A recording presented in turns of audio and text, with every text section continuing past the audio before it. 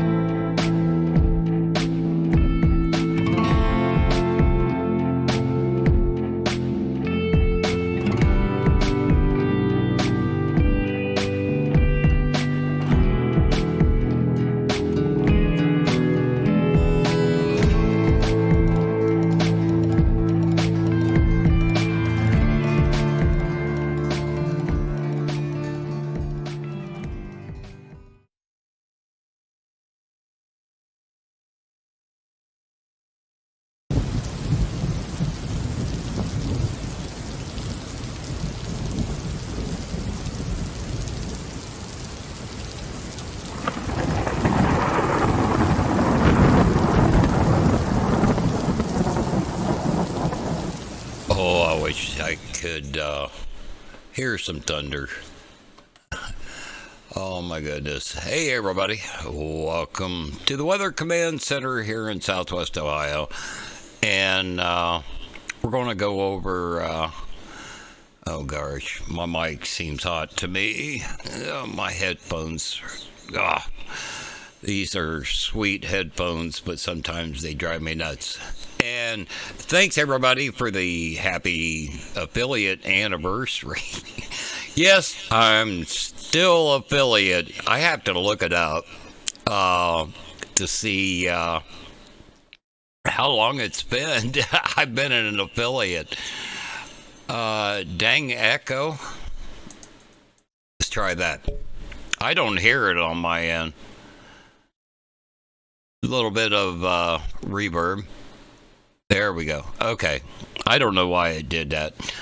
But it's been several years since I've been affiliated. I don't know why that I haven't made partnership, except for I can't get enough viewers. Got to work on that this year. So what we're going to talk about tonight is the models for the chase tomorrow, possibly Friday, but I'm not too convinced with Friday. We'll take a look at all that. By the way, it is still, and this is very important to Sharon and everybody else, hurricane preparedness. Sharon, pay attention. She already knows what to do. I'm just kidding her. And this is very important, but they leave a few things off the list. Like whenever you're, creating a checklist for your supplies, food, don't forget water. And very important is the cash. No ATMs or banks are going to be open if the power goes out. Yeah, Sharon could write the book. She lives down there in Florida, has for a long time. Sharon, this let's get over to the Weather Command Center. And, Sharon, the other day I seen the picture you sent me several years ago with that horse with the American flag draped over it, over its neck. That was, that popped up, and it's like, damn, I wish I could ride a horse again. Again, it looks like it's going to be close to an average hurricane season, and but who knows? Who knows? Hurricane Ian last year kind of threw a curveball, and my VOD from the other night, which, by the way, if you happen to miss one of my live streams, I am uploading an edited VOD to Twitch and YouTube from now on. At least I'm going to try to.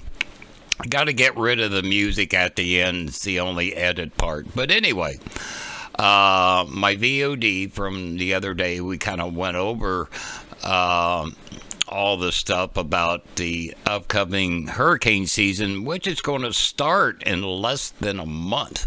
June 1st, folks. It's coming up. Coming up. So, just to overview, let's get back over to the main screen. Here is the names for this year. I hope nobody has their name on this list, but this is the 2023 hurricane. This is the Atlantic hurricane season names. I haven't gotten the Pacific names just yet. And as far as the Colorado State University is this first column here. You can kind of see, they say last year was 14 named storms.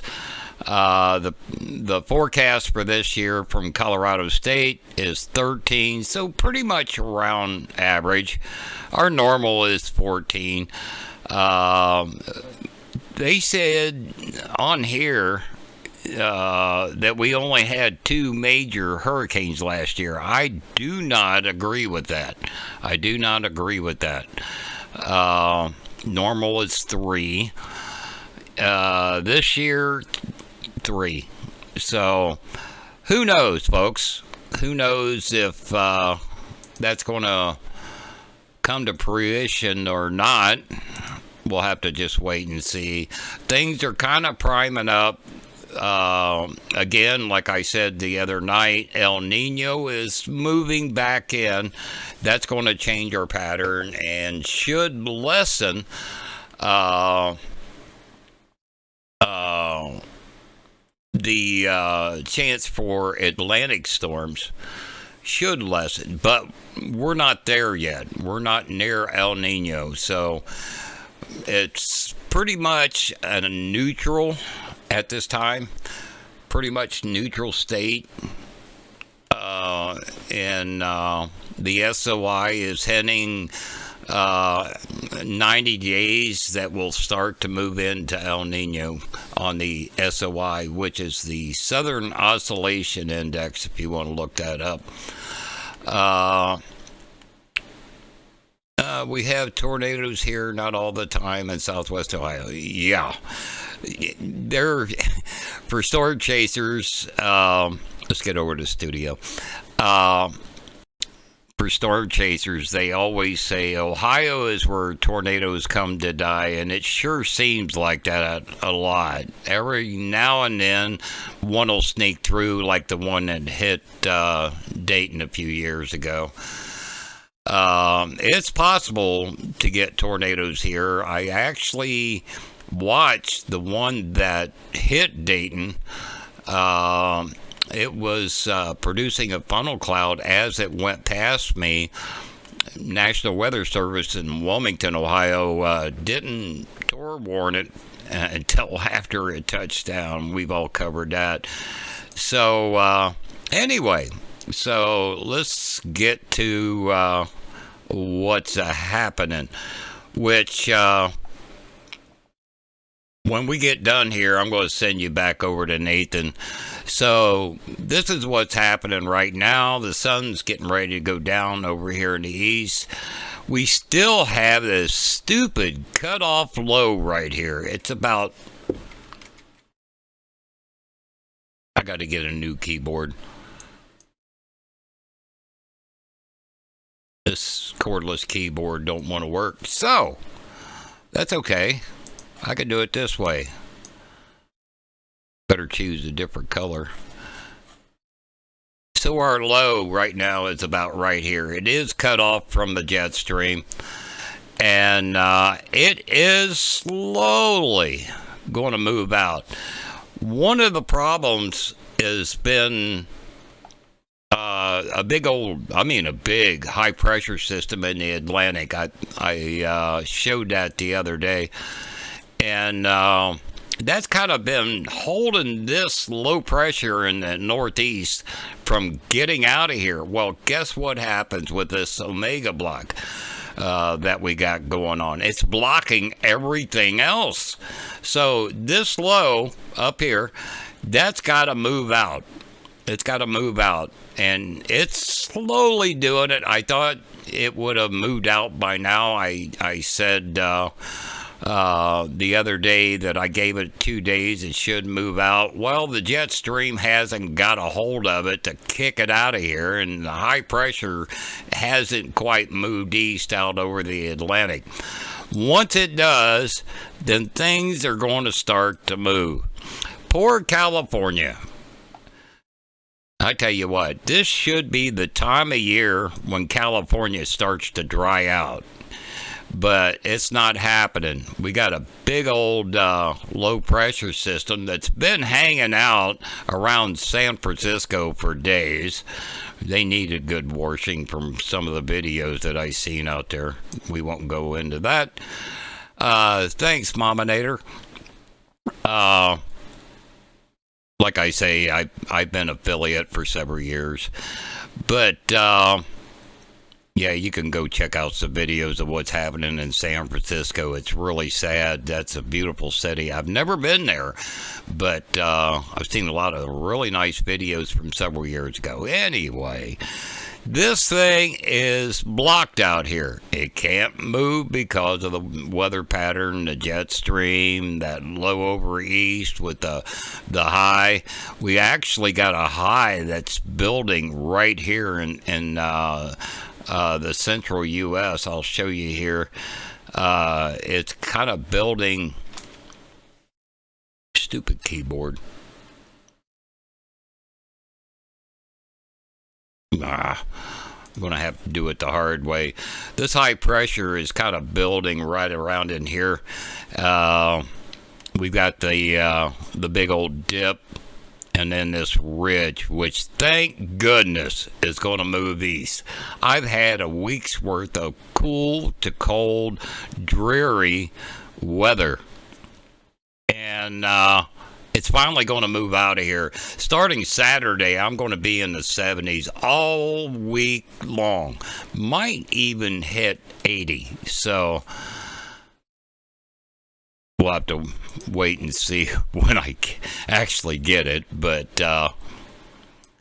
it's coming. It's coming. It's about time, man. This Omega block, like I've said before, Omega block just screws up the whole weather pattern.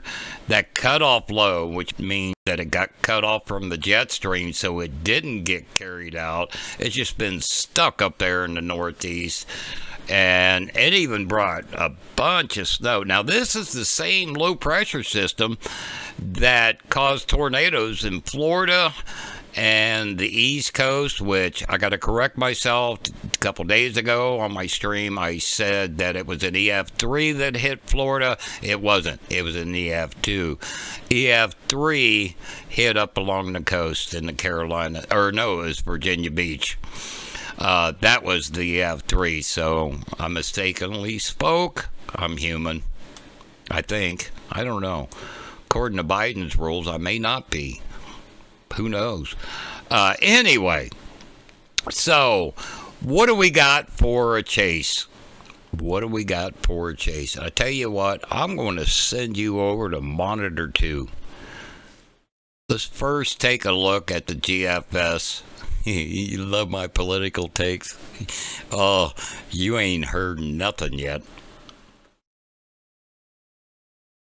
So, anyway, this is what's going on right now,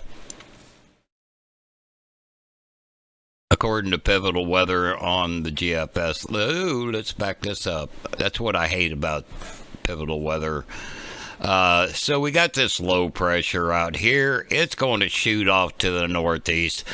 Once this low gets out of here, now it's saying the low is over here. It is not. It's still where I showed you guys. So we'll just zoom this ahead. Now, what's going to happen here for Thursday, tomorrow, is you're not really seeing it. What the hell? That wasn't supposed to happen. My program's not working. My Zoom program. Let me try this again, folks. Hang on. Nope, it's not working. Go figure.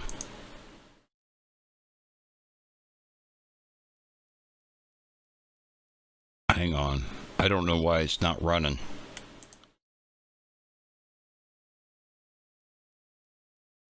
Well, anyway, if you put on your bifocals, you can see there's a low pressure system. This is a surface low that's going to be created by this upper level low that's been stuck off of San Francisco for days. And this surface low is going to pop up. So we're looking at 21Z tomorrow. And you can already see some storms popping up here. So let's get over to College of DuPage. And, well, first off, I better step back here and show you the Storm Prediction Center for tomorrow. We got this slight for tomorrow, and me and Nathan both discussed this the other day. We believed there was going to be a 5%, and there is. Hang on a sec. Let me zoom it back running again.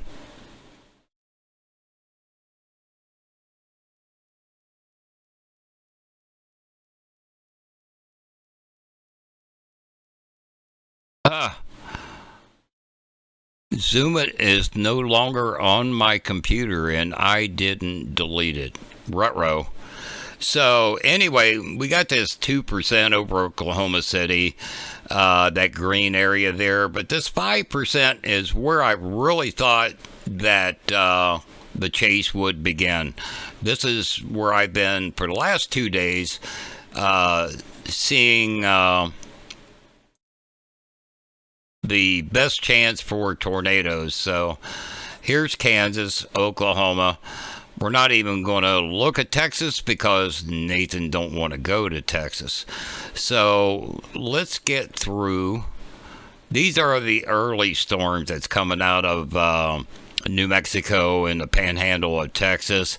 Things aren't primed right for this to really do anything today, even though there's a slight, but there's a zero risk.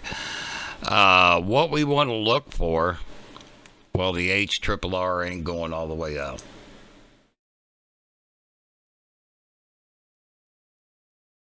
What the heck's up with the HRRR? Let's look at the NamNest. So this is the key area where I'm thinking the best chance of tornadoes is going to be Oklahoma City to Pratt, Kansas. So we'll get on out to, I want 20Z right here and northern Oklahoma. We'll do a sounding right here. Hey, thanks, Kenneth.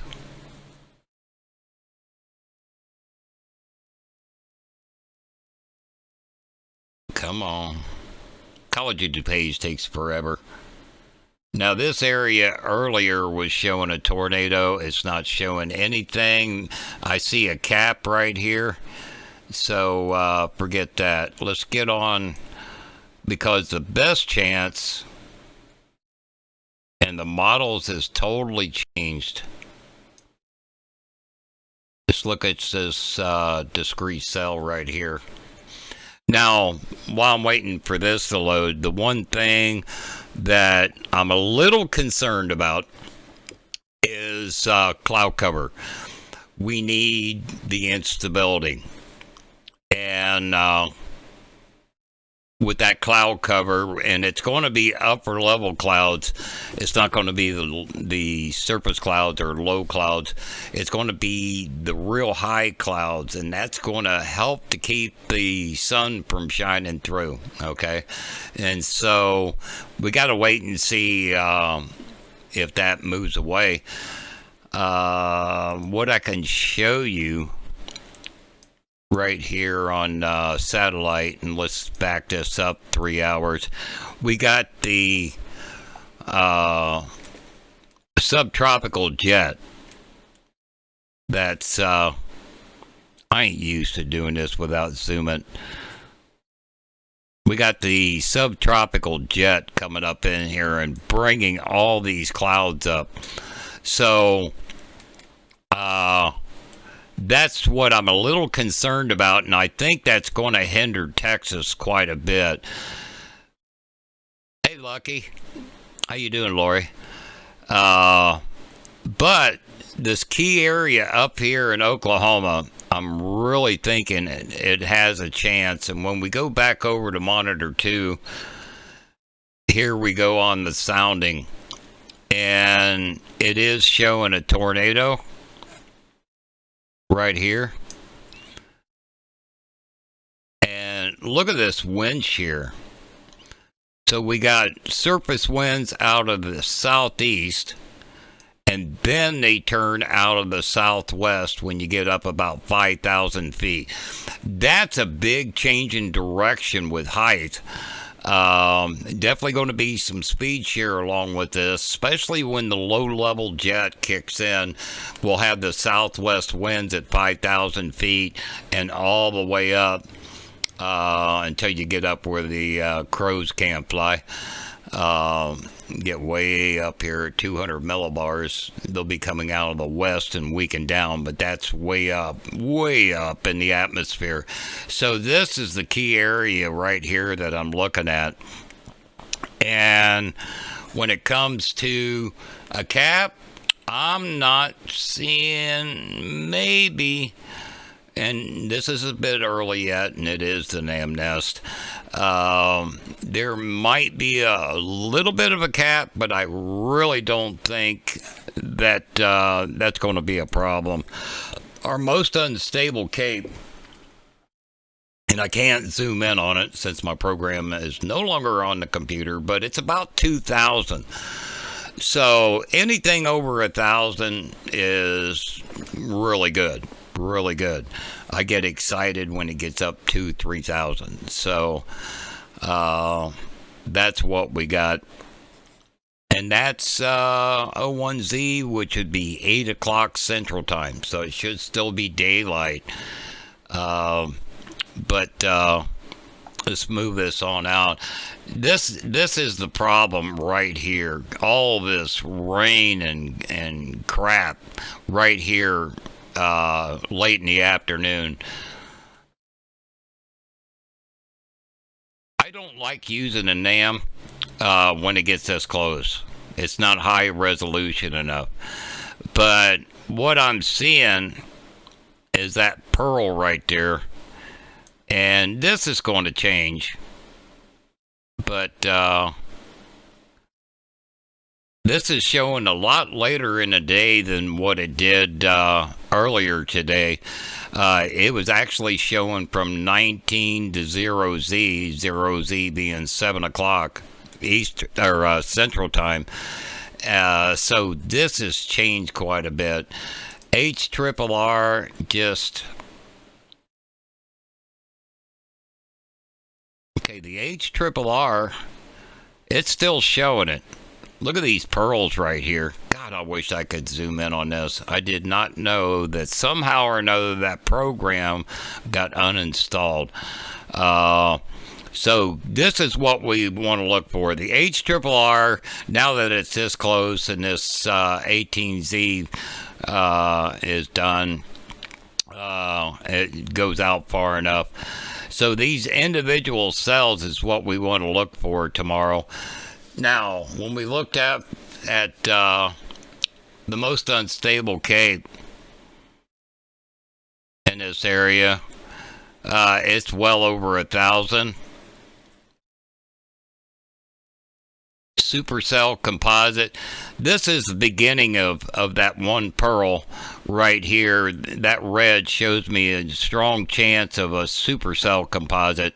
So right there northwest of Oklahoma City, close to the Panhandle, and this is at 7 o'clock Eastern time. So let's see here. Let's look at the surface. What's the temps going to be? Because that's something we need for the instability, right?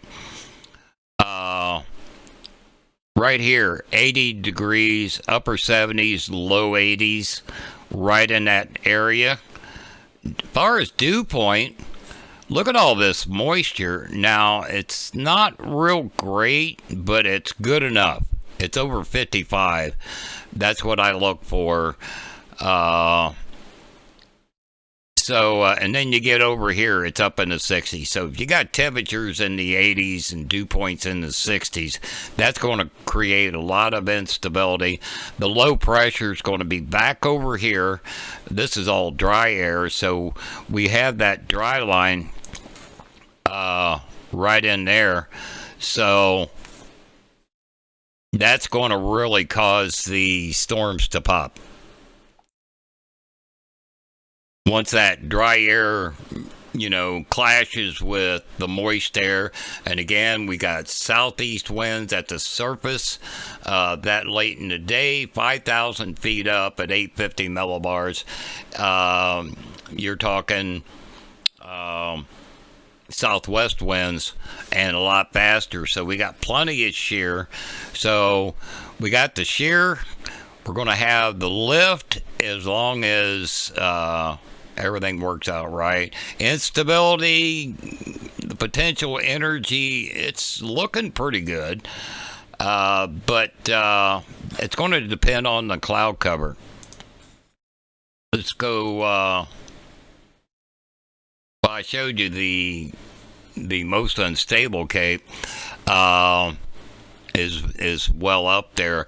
So as long as we don't have all that cloud cover from the tropical jet coming up, then we're going to have the instability. We're definitely going to have moisture as that low pressure starts bringing the moisture out of the Gulf with those southeast winds. Now it gets us late in the day. Then the low-level jet at 5,000 feet coming out of the southwest is when that really kicks in. And when it does, then things are going to start to blow up. So we'll see how things work out tomorrow. So any questions? While you're doing that, I'll go ahead and bring up the jet stream.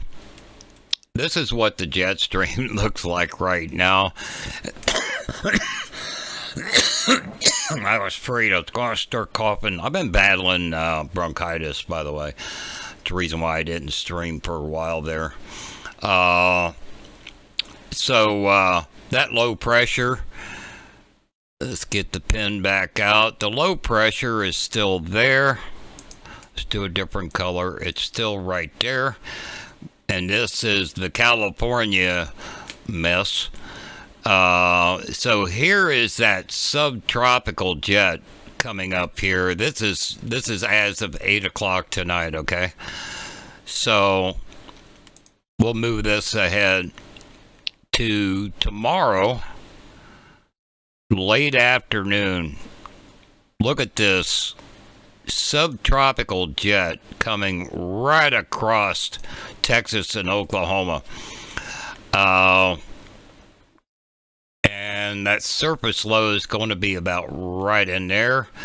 So we're going to have a warm front there. We're going to have our dry line back here.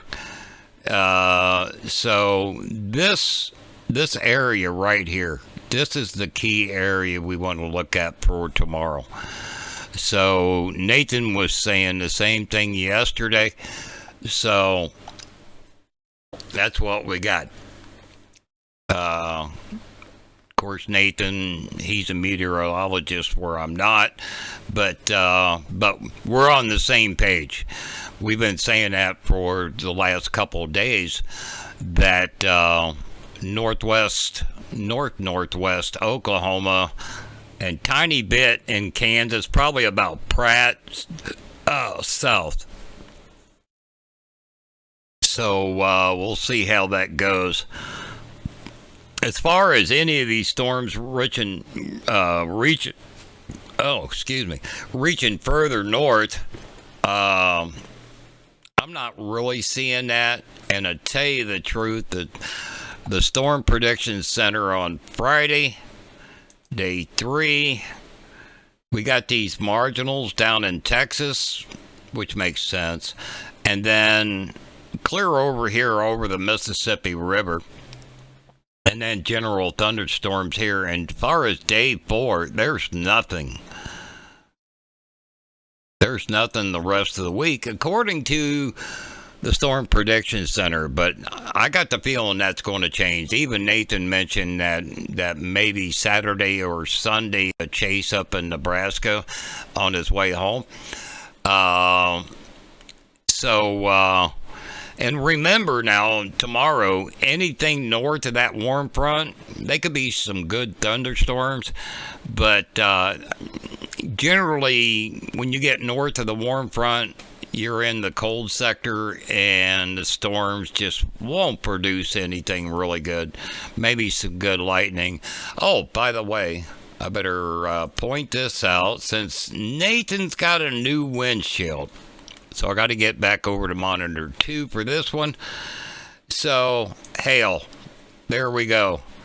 They just added this hatch. This is 2-inch or larger hail, right where Nathan's going to be chasing. Earlier, this morning, they were only showing the 2-inch plus hail to be down here in Texas. Now they went and added this. So guess what? I got to keep Nathan's windshield safe. Like I'm not under stress already. So right where our best tornado potential is going to be. So we'll see how things go.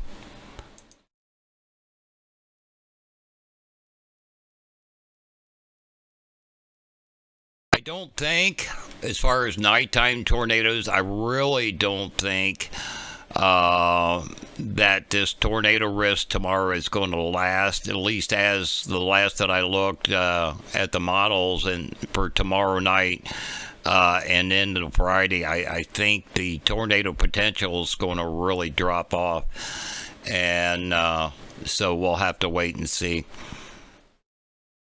what the morning model runs look like, because that's going to be critical. But I still think that me and Nathan is on track of the best way.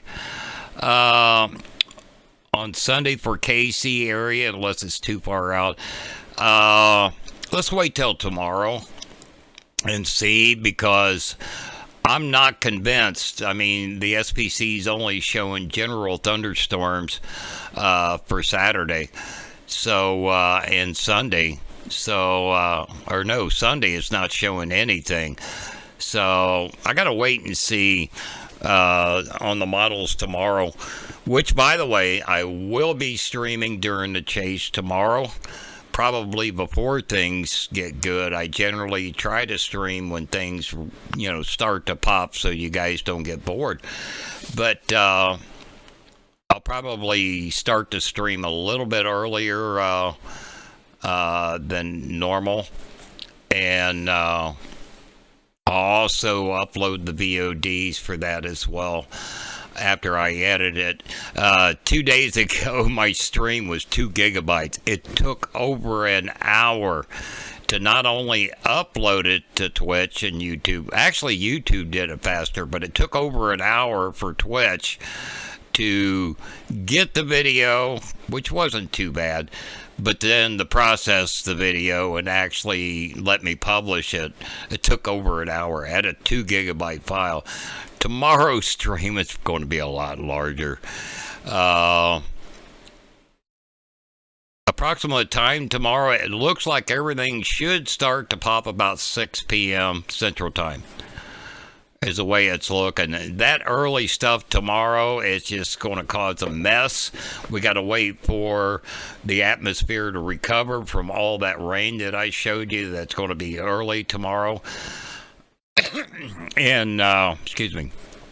So I'm thinking 6 to 8 p.m. as of right now. I'll know more tomorrow morning.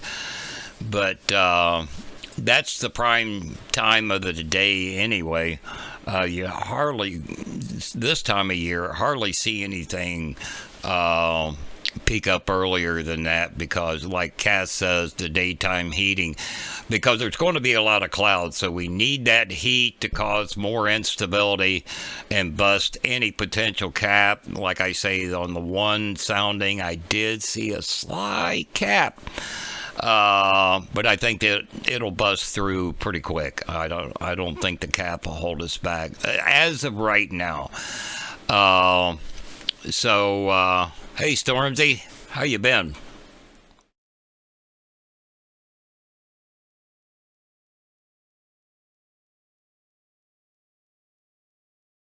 I didn't see the launch. I missed it, T-Man. I've been so busy with a bunch of other stuff. I was up all night with stomach ache. And so what did I do? I recreated the video that's on the TV in the waiting room. And then pieced all of that intro. The whole intro is one big video. Hey, Southpaw. You're on a phone call? Okay. More important than me, huh? Let's see how you are. I'm only kidding, man. So, daggone Twitch went and changed my Stream Manager desktop. All my buttons, instead of being on the side, is at the bottom, and they use different emotes for it. Different graphics for it. It's got me all screwed up. I'm hoping I clicked the right one. The weather was delaying them for like 3 days because of tornado warnings. I can believe that.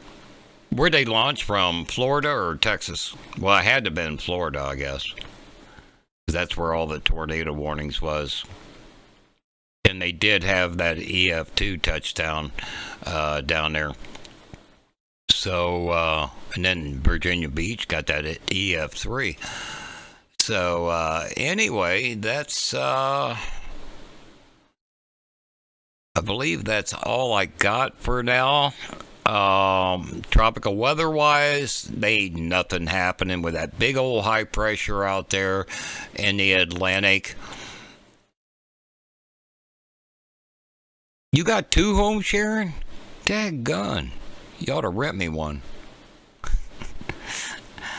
I don't know. I don't want to be down there because of the hurricanes. To tell you the truth. It's hard to squeeze me out of Ohio. Every time I leave Ohio, things go wrong and I come back. Every freaking time I've ever moved out of Ohio. So,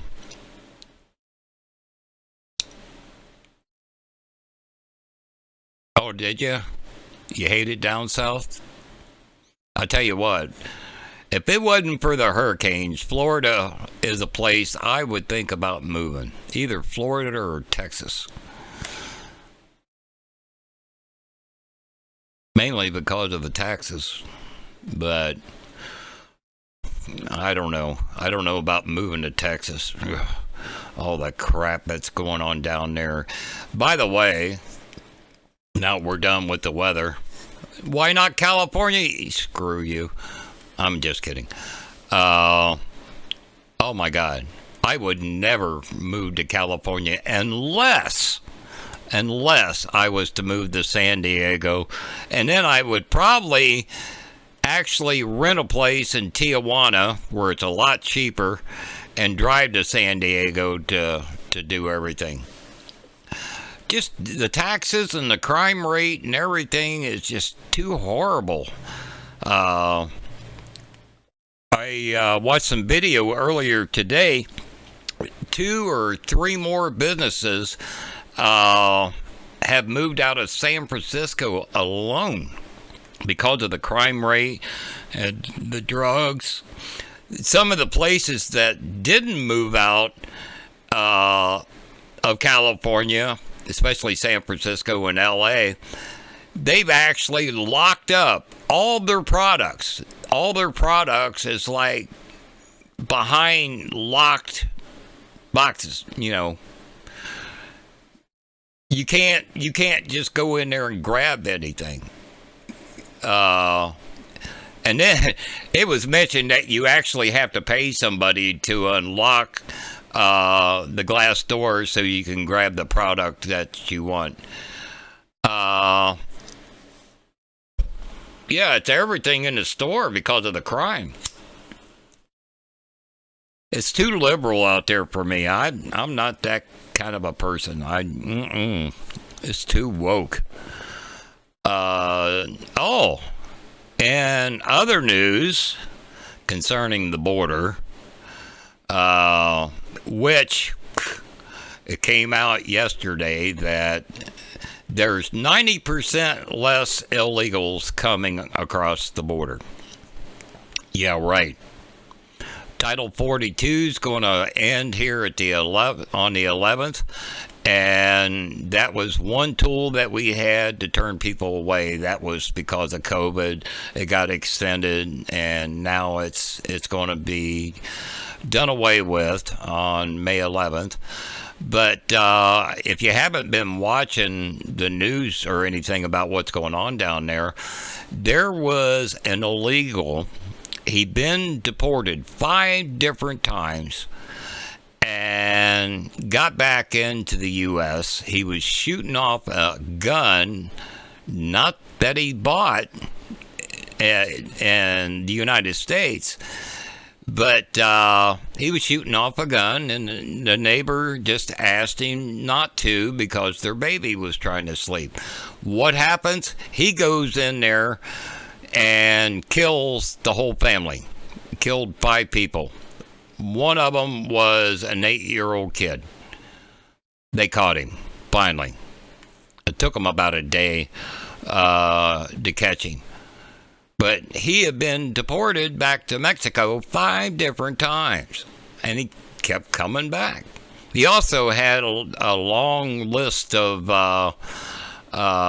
DUIs and theft and all kinds of stuff on his record. So, yeah, it's crazy down there at the border. And it's a shame because, you know, back in the 90s, early 2000s, I used to love to go to Mexico. You get down below the border, there's some really, really nice people. I mean, I got down there 8 hours south of the border, and people really treated me like I was king. Buying me beer, giving me food, and I wasn't even hungry. So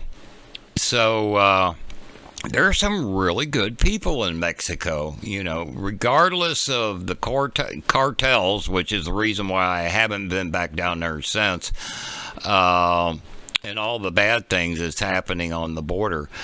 Where I used to go at cliff climbing, going into a big cave in the side of a mountain and that went down and down and down, seeing the blind fish in a pool at the bottom, seeing ancient Mayan ruins.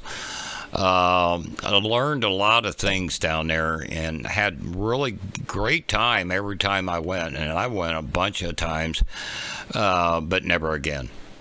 So,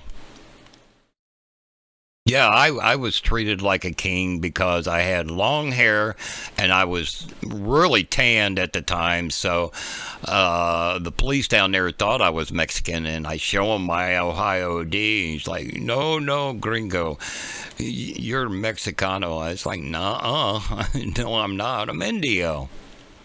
That's Mexican for Indian. And then you related to Mayan, Aztecas? It's like probably. So then they even the cops down there just treated me so cool because they that far south of the border they never get visitors from the United States. How far did the EF2 go in Florida? What was that? 2 or 3 miles, I think. I can't remember because the one in Virginia Beach, I think, was on the ground over 4 miles. So, yeah, when I went to Mexico back then, it was really nice. I had people buy me gas because I was low on money, hadn't got paid yet, and I had people buy me gas. Cheap gas. Oh my God. My Mustang did not like their premium even down there. They got the worst gasoline I've ever bought. So it's really watered down. So anyway, that's all I've got, folks. It's 9 o'clock my time. I'm going to turn you guys over to Nathan. I think he's still streaming, isn't he? I'm sure he is. Yep, he's still streaming. So that's all I got for tonight. Again, I'll be streaming again tomorrow during the chase. I'll get this VOD uploaded shortly. So, you know what we always say here. Peace. Papa Top for me, and I'll catch you guys tomorrow, hell or high water. So let's get the raid started. Get you over there to Nathan. Give him some love if you haven't already. Good night, everybody.